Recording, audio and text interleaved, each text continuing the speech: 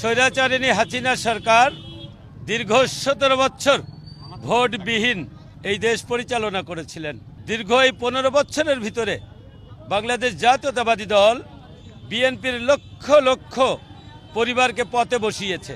সেই সঙ্গে ষড়যন্ত্রের মাধ্যমে জননেতা, এদেশের স্বাধীনতার ঘোষক, তার উত্তরসূরি, তার সুযোগ্য পুত্র, তাকে সম্পূরক চার্জশিট দিয়ে তাকেও আসামি করেছিল।